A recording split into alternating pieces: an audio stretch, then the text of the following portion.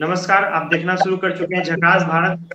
मेरा नाम आदित्य है और आज हम लोग बिहार के मौजूदा कोविड के स्थिति को लेकर भारतीय जनता पार्टी बीजेपी के पटना महानगर के युवा मोर्चा के कार्यकर्ता हमारे साथ सुजीत कुमार जी जुड़ चुके हैं। इनके साथ हम लोग बिहार में वर्तमान स्थिति जो है कोविड पे, इस पे हम लोग चर्चा करेंगे।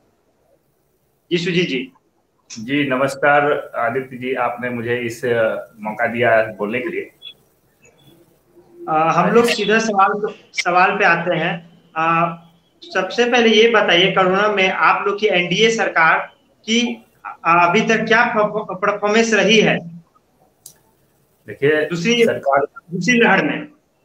देखिए दूसरी लहर में सरकार, कोई भी सरकार हो, हमारी सरकार ने, लेकिन बिहार सरकार ने बहुत बढ़ चढ़कर इसमें हिस्सा लिया, क्योंकि जिसमें देखा गया होगा कि मैंने तो सोशल मीडिया न्यूज और श्री मंगल पांडे जी का वो मैं फॉलो कर रहा था, तो उसमें तो देख रहे थे बिहार की सरकार और भारत की सरकार दोनों मिल करके कोरोना से फाइट कर रहे थे। ऑक्सीजन की उत्पादन को लेकर के, रेमडेसिविर के उत्पादन यदि आने को लेकर के, डी टाइप ऑक्सीजन सिलेंडर के लिए लगातार केंद्र के संपर्क में थे और सारी चीजें वो आ रही थी, उसके बावजूद कहाँ पर ऑक्सीजन की कमी हो जा रही थी, और जब ऑक्सीजन मिल रही थी तो वहां पे 40,000, 50,000, 1-1 लाख तक ऑक्सीजन की मांगे हो रही थी, ब्लैक में बिक रहा था। कैसे हो रहा था ये? तो देखिए हुआ क्या है उसमें कि जहां पे ऑक्सीजन बेड की डिमांड 2, 3, 4 थी, वहां पे 100 हो गई, 200 हो गई, 300 हो गई। तो वहां पे क्या हुआ कि डिमांड एकदम से बढ़ गया, और डिमांड बढ़ जाने के बाद लोग पैनिक हो गए कि ऑक्सीजन मिल नहीं रहा है, ऑक्सीजन मिल नहीं रहा है। लोगों ने स्टोर कर लिया घरों में, लेकिन ऐसा करना नहीं चाहिए था। लोगों ने पैनिक होकर के ये कर लिया, और कुछ मीडिया हाउसेज ने गलत न्यूज चला करके उसको पैनिक भी कर दिया। मैं सबकी बात नहीं कर रहा हूँ। काला बाजारी अपने घर में रख रहे थे, तो उस पर सरकार कुछ नहीं कदम उठा रही थी क्या?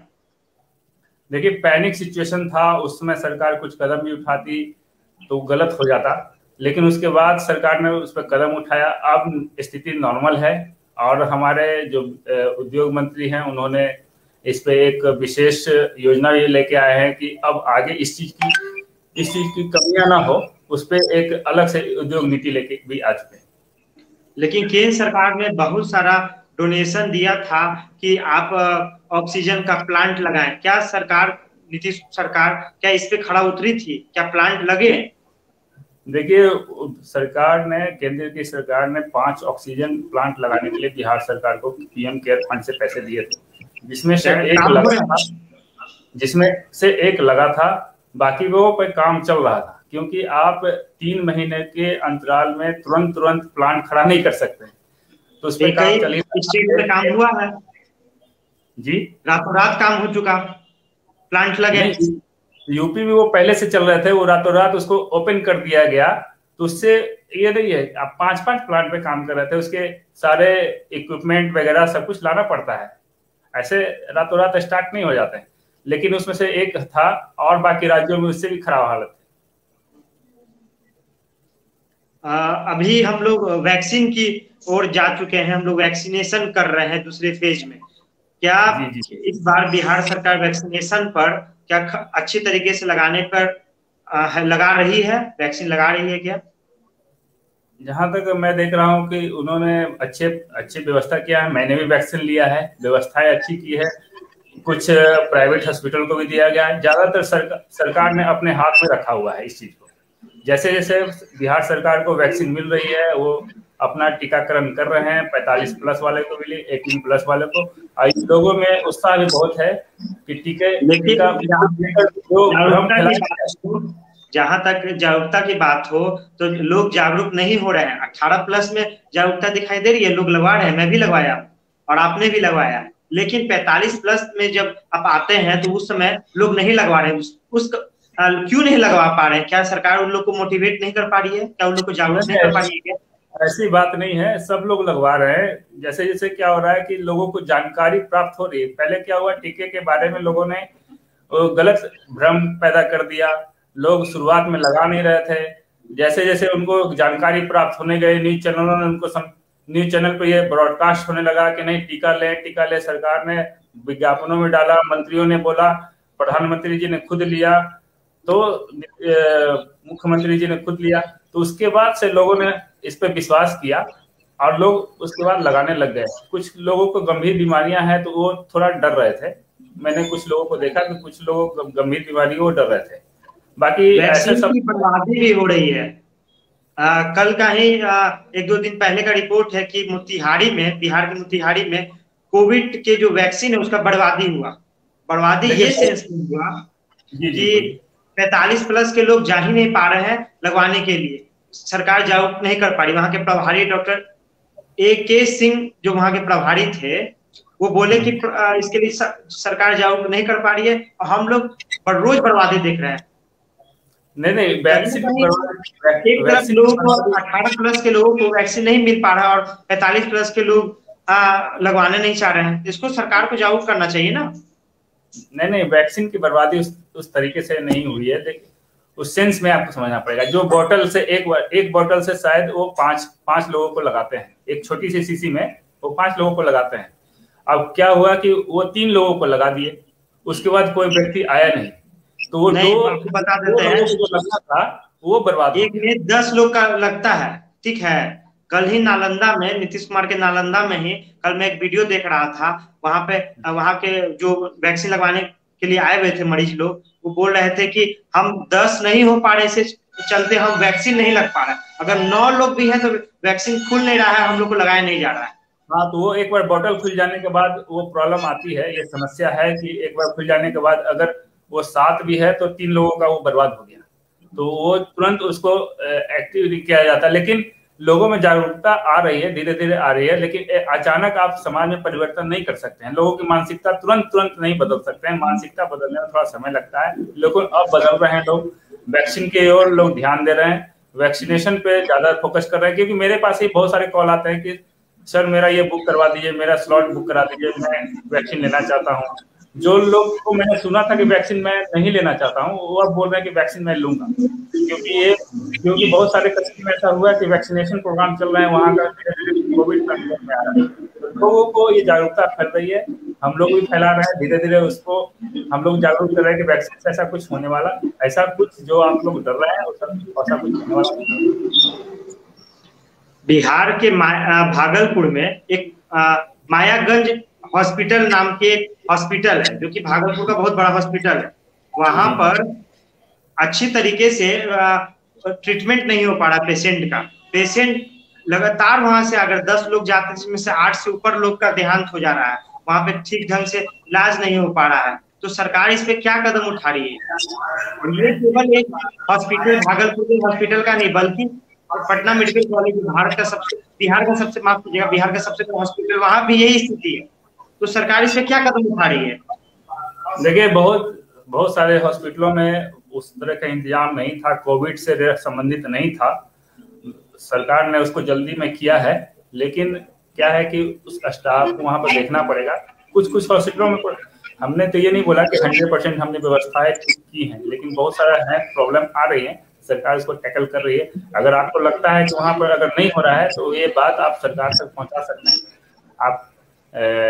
आपके बगल में ही तो स्वास्थ्य मंत्री जी का घर है, आप वहां पर जाकर के उनको समस्याओं को दे सकते हैं, ऑनलाइन भी दे सकते हैं। आप बीजेपी के हैं, आपको तो और कड़ा कदम उठाना चाहिए। आपके में भी स्वास्थ्य मंत्रालय आपके पास है, बिहार में भी स्वास्थ्य मंत्रालय आपके पास है। ठीक है, आपने मुझे संज्ञान में डाल दिया है, मैं उन तक पहुंचा दूंगा ये बात। जी, पीएमसीएच का जो जर्जर स्थिति है, और जो अभी हाल फिलहाल में ही नर्सेस स्ट्राइक में चली गई, जूनियर डॉक्टर स्ट्राइक पे चले गए, क्या उन लोग का ख्याल नहीं रखा जा रहा है क्या सरकार के द्वारा?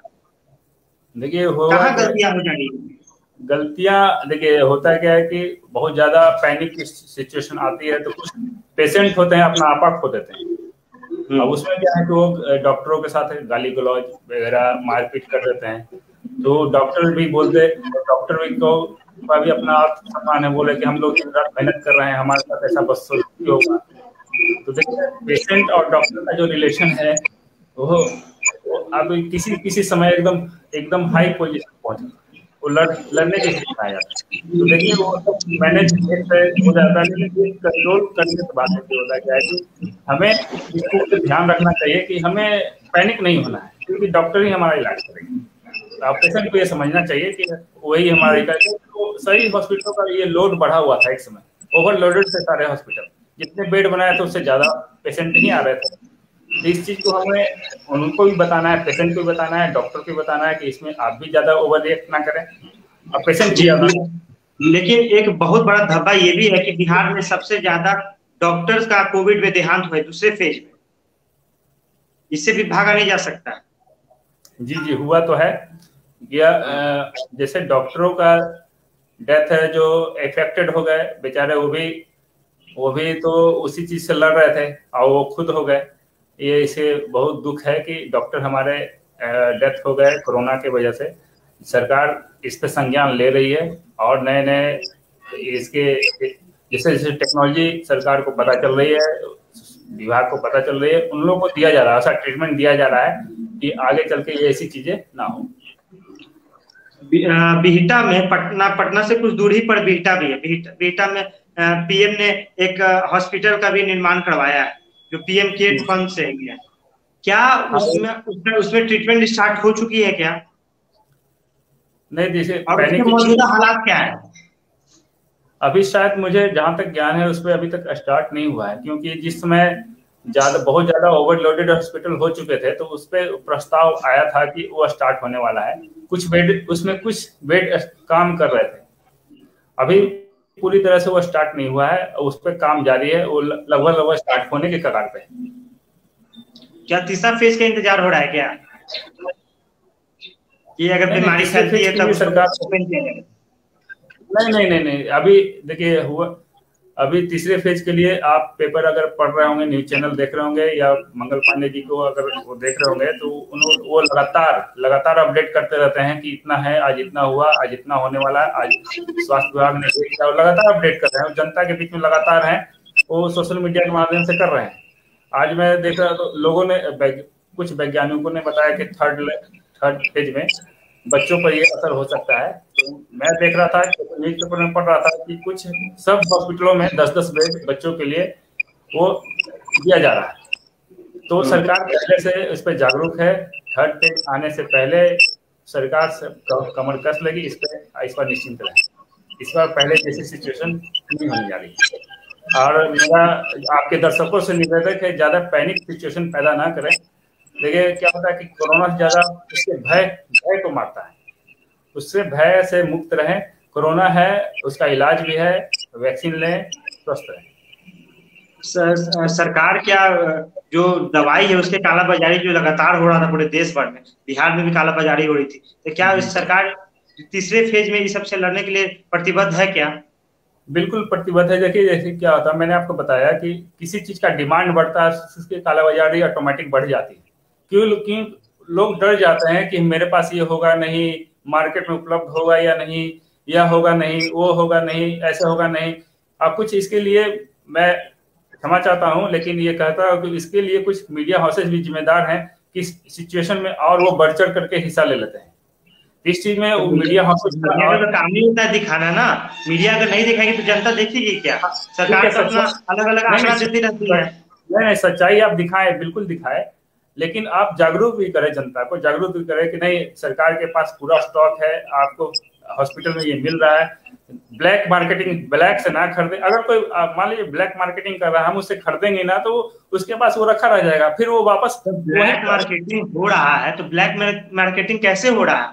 ये सब जिम्मेवारी तो सरकार की काम है ना इसको रोकना।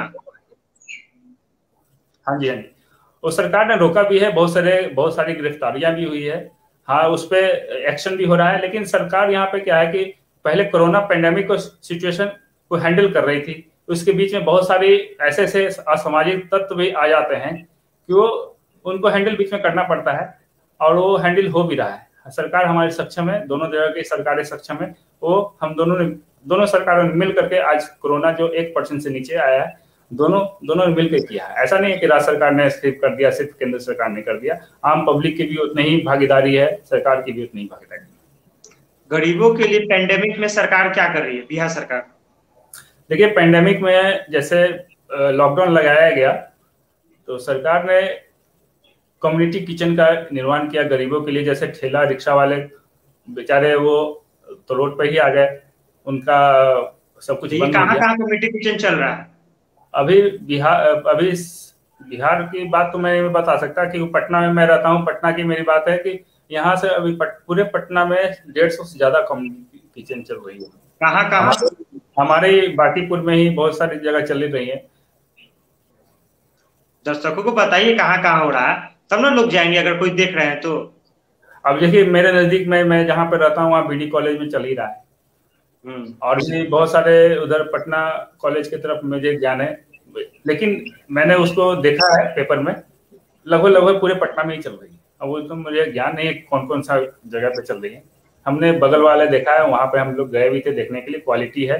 आप बेझिझक होकर के वहां पे भोजन कर सकते क्या हैं। तीनों टाइम का भोजन मिल रहा है कि एक टाइम का भोजन मिल रहा है? दो टाइम का मिल रहा है, दो सुबह टाइम का और मिल रहा है। शाम का मिल रहा है।